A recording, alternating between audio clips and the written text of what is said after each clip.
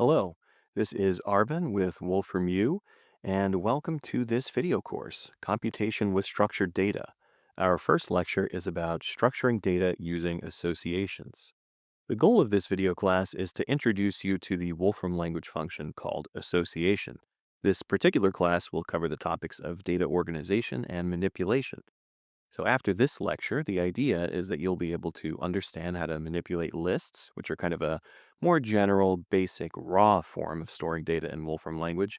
And then we'll move from that to talking about building associations, either by using code or by using built-in functions, or accessing the associations that store information about entities like people, places, and things. And this is in the Wolfram knowledge base. And you'll also learn how to extract data from and modify associations using built-in functions built specifically for those tasks.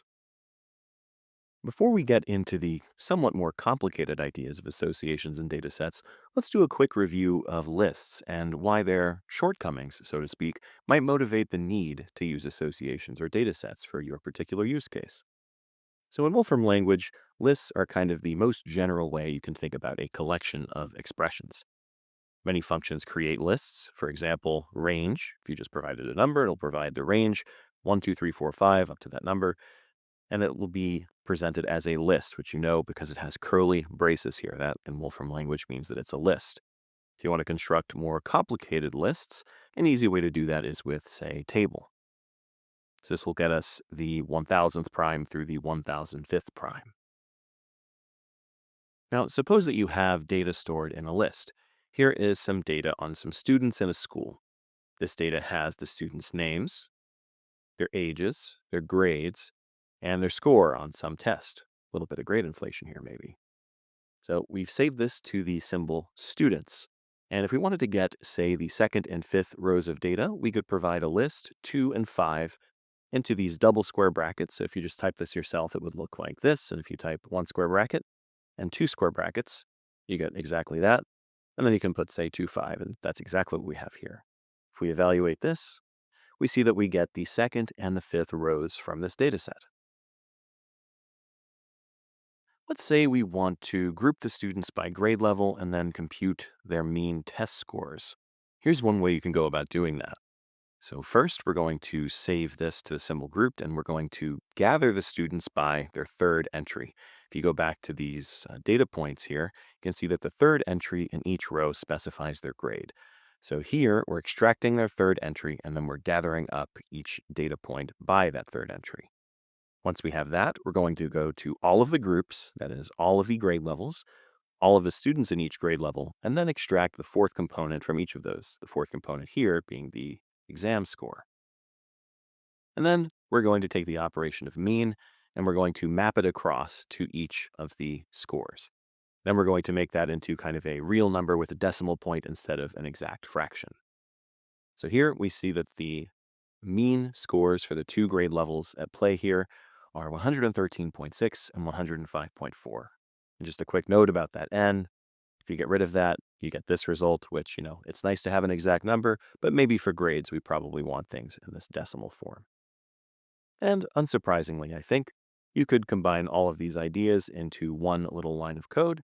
So we could, again, take the data, gather it all up by its third entry, that is the grade level, extract all of the grade levels, all the students, and then all their scores. And then we're going to take the mean across each grade level. When you get that, then it's nice. The problem is here, if you try and look at this, if you just kind of look at this code without knowing the context of what makes up the data points in students, you have no idea what 3 is or what 4 is or precisely what's going on here. You don't know that 3 is the grade level and that 4 are the scores. For a small data set like this, it's not really that big of a problem. It's just got a couple of rows and then 4 columns. You can imagine a data set could have more columns and it could become unwieldy quite quickly to try and remember which column corresponds to which variable. And this is where the idea of associations becomes useful. This stops you from having to remember how the different column indices correspond to the different column labels. So let's take a look at these associations. First thing to note is that an association represents data as a key value pair. It's not just a list, it's a key value pair setup. So in here, we can build an association just by typing association, and then we do a key value pair, and they're paired together with these arrows, which are rules. And if you just type, say, dash greater than, that's how you can type a rule in Wolfram language. It's just a pretty print of dash greater than. And here, if we have this and we run it, we see that we get out this kind of shorthand notation for association with the angle brackets here. And you can also use that to just directly type in an association without having to type association in full. One quick thing to note about associations before we move on is that you can't have duplicate keys in an association. If you try to do that, only the latest key value pair will be stored. So say I go in here and I say A goes to 10.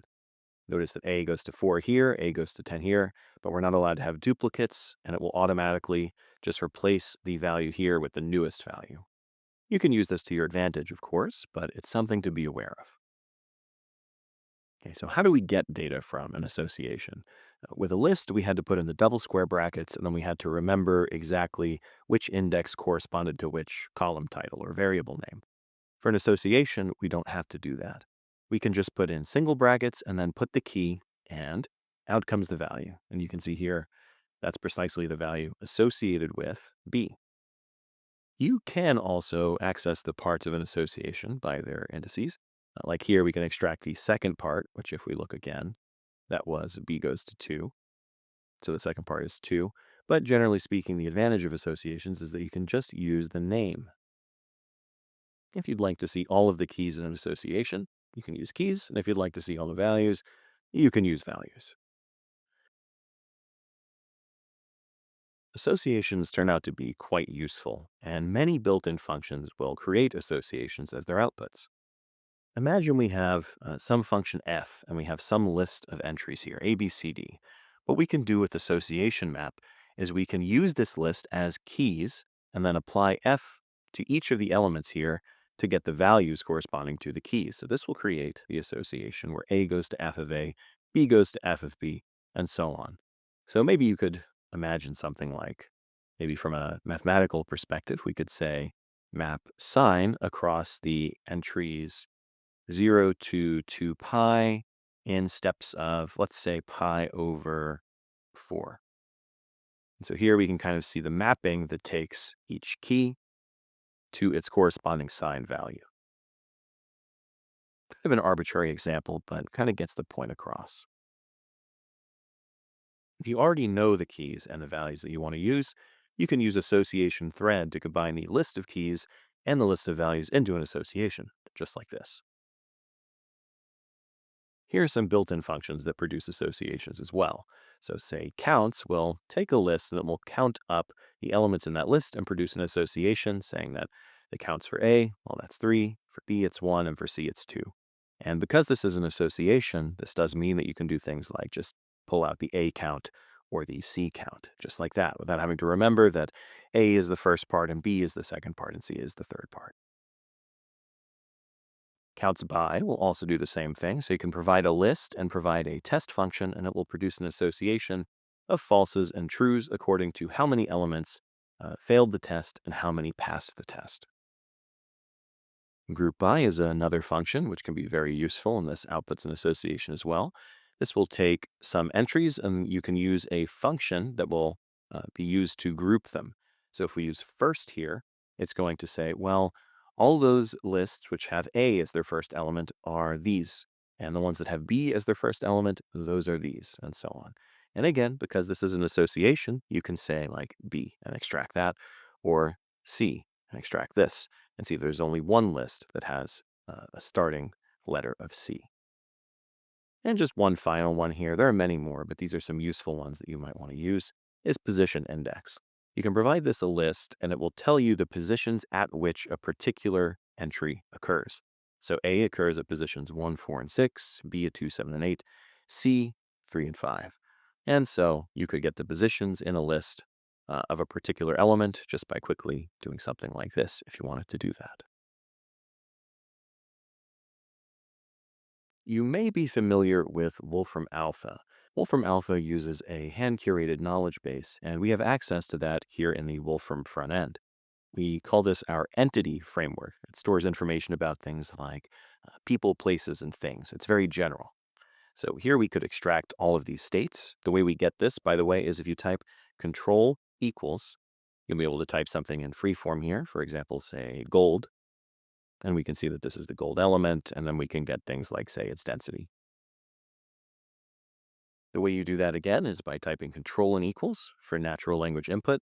And if that doesn't work on your keyboard, you can go to insert at the top level. And if you look at inline freeform input, the keyboard shortcut will be listed right there for your keyboard. We also recently did introduce an actual function for this. So you can say freeform evaluate, and then just type your query in here. So like gold. And there we go. Same thing. In any case, let's get all of the US states, including the District of Columbia. We're on that. Okay. Now, what we can do using the entity framework is we can grab their capital cities as an entity association. What does this mean? Let's see it. So we've got each state here, and then those are the keys, and then the corresponding values are the capitals. Now, it's not just the capitals that are available via the entity framework for what it's worth, of course. So for states, we can see that we have 157 different properties per state. So we could see, a random choice of maybe 10 of these. So here are just 10 different things that we've got describing each state. We can go down here and we can see if we have states from before, we can extract all of the entities here, which are just the states themselves. We could extract all the capital cities like this. These are just simple lists. And we could create an association in a kind of manual way by taking the state entities and the capital city entities and threading them together with association thread like we saw before. And so there's that. And this means that if we have this capital association, we could extract, say, the capital for Nebraska just by asking for Nebraska here. And we see that it's Lincoln. So associations pop up really frequently when dealing with entities, and it's a good idea to be familiar with their working if you plan to deal with entities and similar data sets. Let's revisit that prior example about the student data. So here we're going to have a list of associations instead of just a nested list. So here each association has a kind of variable label. So name goes to Aisha, age goes to 7, grade level goes to second grade, and test score goes to 111. And it's the same story for the rest of the students. So now instead of having a nested list of students, we've got this list of associations, and we can do things like ask for, say, the test score for the sixth student. We could group the students specifically by their age. So we can go to the student association and pull out the age column, so to speak. I'm making finger quotes. And we can see here that we've got all the people who are 7, all the people who are 6, and all the people who are 8 all grouped up. And we could go to all the students and get their test scores. And if we want to replicate what we did before about getting the average test score per grade level, we can do that in a more readable way. So now we're going to group up the students by their grade level. We're going to go to all the grade levels, all the students, and get their test scores. And then we're going to, again, take the numeric mean. And now not only do we get the results, but we can see which number corresponds to which grade, which is quite nice. And a quick note, you might notice that there's a bit of mixed formatting here. And the reason for that is that we've got a list of associations. So we're using double square brackets to deal with the list structure. And then something that's nice about working with a list of associations is you can just put the keys of the associations right in those double square brackets as well. If you kind of don't like that and you want to deal just with associations, you could make a nested association where each student name points to the student's grade data. So they'll have their age, their grade level, and their test score, just like this. And now with our nested association, we can take full advantage of the association structure, and we can say something like, okay, let me get Gianna's grade level. Well, that's first grade. And here are two different ways to get L's age and test score. We could use the lookup function, or more commonly what we do is we just kind of go in there, extract the L part, and then one level down, we extract both age and test score. So for L, we have an age of 8 and a test score of 115. And now with this nested form, we can use some of the nicer functionality of group by. I recommend checking this out in the documentation to get the test scores per grade level in a really clean way. So we're going to get the student association. We're going to group it by the grade level. Then we're going to extract just the test scores. And then from those test scores, we're going to take their numeric means. And there we go. It's also worth noting that many functions apply in a transparent way to association. So recall our association from before. If you map a function onto an association, a quick note on map, just to kind of show this off. So that produces this list. If you map f across an association, it will just automatically work on the values, and it's going to carry the keys along for the ride. So you maintain the association structure, you maintain the kind of key value pair aspect, but the function you map will work specifically on the values. If you sort an association, again, we're going to sort based on the values, and the keys will come along for the ride. Same thing for select. We can just check this test function on the values and select from the association all the key value pairs whose value is greater than 3. However, if we do something like take the total of the association, we're adding up data from all the different keys, so we're kind of mixing everything together, and each individual key no longer has a particular meaning. So here, we just get the total, no mention of keys at all. And the same thing is true for taking the mean. And there are some functions that apply to keys only. Sometimes that's really useful to be able to do. But these functions pretty much always start with key. So they're kind of specifying that they work only on the keys. So if we use key map instead of just map, you'll see that f gets mapped onto the keys, and the values now are what come along for the ride. And the same thing goes for key sort. This one's not too interesting because it was already sorted, but you can imagine that if the keys were not already in alphanumeric sorted order, you'd be able to get a sorted version of the association based on the keys. There are many functions that you can use to modify or change the keys or values in associations. Kind of like with lists, if you're familiar with that, you can explicitly just say whichever key you're interested in and replace the value, and that will change the element in the association. You can also use associate to. This will let you change values in an association, add elements to an association, or append two associations to one another. So let's say we start with this association here. By using associate to and a key that we already have, we're going to replace the value that b goes to 8 with a new one that b goes to 7. And there it is.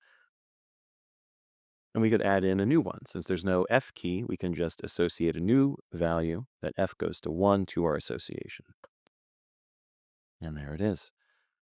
Say we have another association here with some keys that we don't have in the prior one. We can use associate to just add all those key value pairs to our association. If you need to drop an element from an association, you can use key drop. So say we can go to association and we can key drop C, and this will return this association with the key value pair corresponding to the key C having been deleted.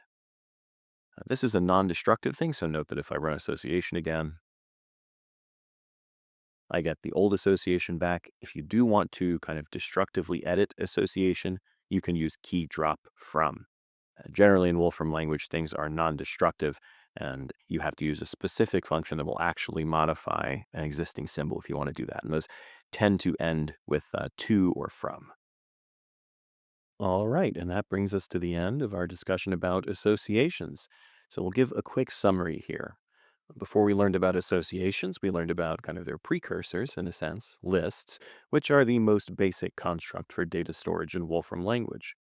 Now, associations expand on the concept of lists by allowing you to conveniently access the values in the association by means of keys, like a dictionary. And many built-in functions can generate, manipulate, or transparently work with associations. And here are some quick resources about these things.